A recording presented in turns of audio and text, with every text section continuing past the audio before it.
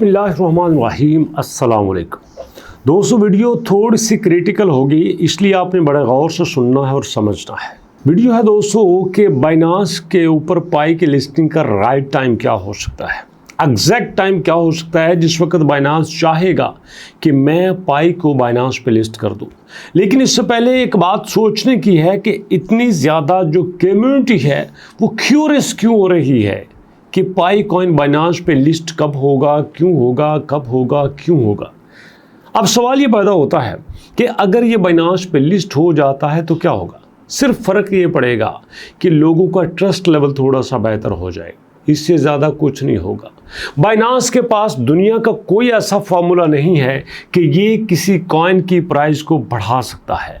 अगर किसी कॉइन ने अपनी प्राइस को बढ़ाना है तो भैया उसने खुद ही बढ़ाना है, अपने टोकन के ज़रिए, अपने यूटिलिटी के ज़रिए, अपने इकोसिस्टम के ज़रिए और अपनी कम्युनिटी के ज़रिए।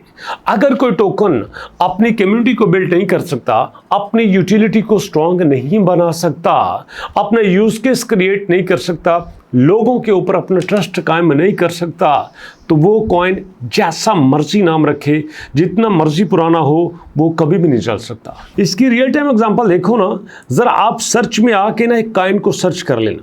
जब भी आपका मूड हो आप मंत्रा को सर्च कर लेना, और मंत्रा को सर्च करने के बाद आपको पता चलेगा कि ये बाइनांस पे मौजूद होने के बावजूद, ये नहीं कि एक दिन में ये सारा हुआ, लंबा अरसा बाइनांस पे मौजूद होने के बावजूद देखिए इसके साथ क्या हुआ है। ये जब आया आपके पास उस वक़्त तकरीबन, ये दोस्तों बात ही 2020 की, आज से 4 साल पहले ये मार्केट में आया। मार्केट में आते वक्त इसकी प्राइस थी 0.07 और फिर इसने जंप मारा आपके सामने 0.4 पे, 0.07 से 0.4 पे आ गया। मतलब जिस तरह से आपका MBP कॉइन है ना, आप देख सकते हैं जिस लेवल पे आपका MBP कॉइन है उसी लेवल पे ये मंत्रा कॉइन भी था। अब मंत्रा चलता रहा, इसी तरह से 2020 से लेकर 2024 तक चलता रहा और 2024 में इसकी प्राइस 0.4 से 0.3 पे आ गई और फिर इसकी प्राइस बढ़ी 0.6, प्राइस बढ़ी 0.1, इसकी प्राइस बढ़ी 0.2 और बढ़ती 0.8 तक इसकी प्राइस चली गई। ये मुझे बात बताने की ज़रूरत नहीं है कि this coin has been listed on Binance.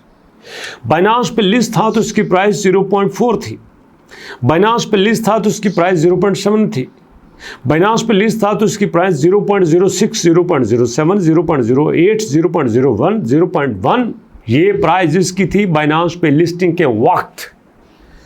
But क्या होता है, कुछ ही देर बाद, डेट आपको दिखाई देता हूं, कुछ ही देर बाद डेट आती है हमारे सामने आपके पास तकरीबन अप्रैल की 9 तारीख।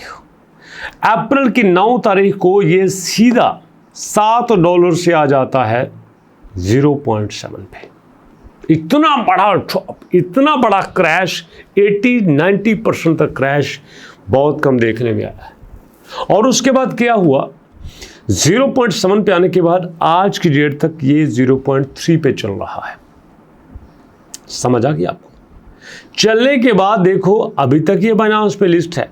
होना तो ये चाहिए था कि बाइनांस इसकी तहकीकात करता, इसकी तफ्तीश करता कि जिन लोगों ने इसको इस पे ट्रस्ट करके $7 पे बाय किया है उनका क्या कसूर। अब खुद ही ज़रा सोचो, सप्लाई है इसकी दोस्तों यहाँ पे 1 बिलियन पे अगर इसकी प्राइस 7 देखी जाए तो $7 बिलियन इसका मार्केट कैप बनता है। लेकिन यहाँ पे जो मार्केट कैप आ रहा है वो तो तकरीबन आधा बिलियन भी नहीं है। अब सोचो मार्केट को कितना बड़ा लॉस दिया गया है, जबकि ये कॉइन आपका बाइनांस पे लिस्ट था। अब खुद फैसला कर लो, हम सोचते क्या है, हमारा प्लान क्या है। हम कहते हैं कि देखो बड़ी खुशी की बात है कि जनाब आपका पाई कॉइन जो है वो लिस्ट होने जा रहा है बाइनांस पे, और उसके लिए बाइनांस जो है वो राइट टाइम का वेट कर रहा है। अरे भैया राइट टाइम का वेट कर ले, लिस्ट भी हो जाए तो मुझे बताओ क्या बाइनांस इसकी प्राइस बढ़ा लेगा? ज़रा सोचो, ये हर आर्टिकल में बाइनांस की लिस्टिंग की बात होती है, हर आर्टिकल में बाइनांस की लिस्टिंग की बात होती है, और अंदर की न्यूज़ में आपको बता दूं ये बाइनांस पे लिस्ट होगा, ये लाजमी बात है, ये हो के रहेगा, ये होने वाला है। लेकिन सवाल ये भी बनता है कि अगर आपके पाई कॉइन की प्राइस में यहाँ पे डेली बेसिस पे इंजेक्शन हो रहे हैं, डेली बेसिस पे प्राइस जो है वो अनलॉक हो रही है, तो आपका ये जो पाई कॉइन है वो किस तरह इसकी प्राइस को बढ़ा सकता है। पॉइंट ये है इसलिए कि ऐसी सोच को सामने रखते हुए आप प्राइस पे बिलीव ये सोचते हुए ना करें कि एक्सचेंज इसकी प्राइस को बढ़ा देगा। प्राइस बढ़ाने के लिए कम्युनिटी को खुद कुछ करना पड़ेगा। प्राइस बढ़ाने के लिए हमें इसकी यूटिलिटी को देखना पड़ेगा। अगर आपके पास पाई कॉइन है तो भैया सिंपल सा उसका तरीका ये है कि आप इसकी एप्लीकेशन को यूज़ करो, आप इसकी डी ऐप्स को यूज़ करो, उनको यूज़ करना सीखो। जैसे पिछले दिनों मैंने वीडियो बनाई जिसमें फ्रूटी गेम में उन्होंने कहा कि आप पाई के ज़रिए इसको गेम को खेल कर सकते हैं।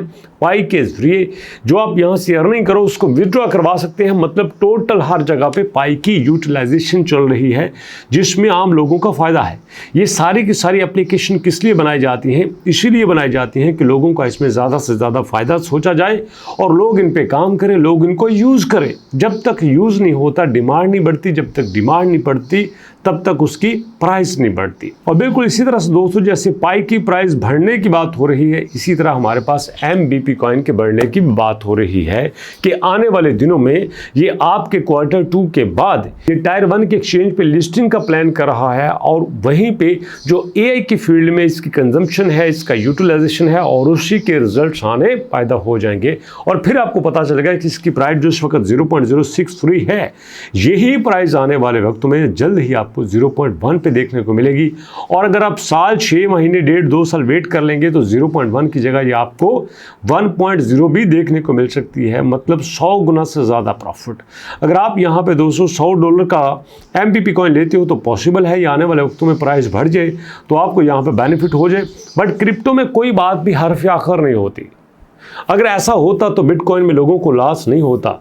अगर ऐसा होता तो क्रिप्टो की वजह से लोग अपना सारा पैसा उजाड़ के जायदादें बेच के ना बैठे होते। अगर ऐसा होता तो भैया हर ट्रेडर कामयाब होता, कोई भी ट्रेडर नाकाम नहीं होता। प्रॉब्लम यह है कि हमें पॉडकास्ट में वो ट्रेडर दिखाए जाते हैं जो कि कहते हैं भाई मैंने कमाया, ये नहीं बताते मैंने गवाया कितना है। कभी आज तक पॉडकास्ट में कोई ऐसा शख्स आया जिसने आके बात करी हो, उसने कहा हो कि भैया मैं बहुत बड़ा ट्रेडर था, मैंने लॉस कर लिया, पर आपकी मेहरबानी आप लॉस ना करना। ट्रेडिंग में कोई फ़ायदा नहीं, मैंने कोई फ़ायदा नहीं कमाया। तो इसलिए आप यहाँ पे इस तरफ ना आइएगा, ये आपको मेरी नसीहत है। कोई बंदा ऐसा आया, नो, हर तरफ सक्सेस स्टोरीज आती हैं, फेलियर्स की तरफ कोई नहीं आता। तो इसलिए जो भी करें सोच समझ के करें। तो अभी तक इतनी मुलाकात होती है नेक्स्ट वीडियो में, तब तक के लिए अल्लाह के अमान।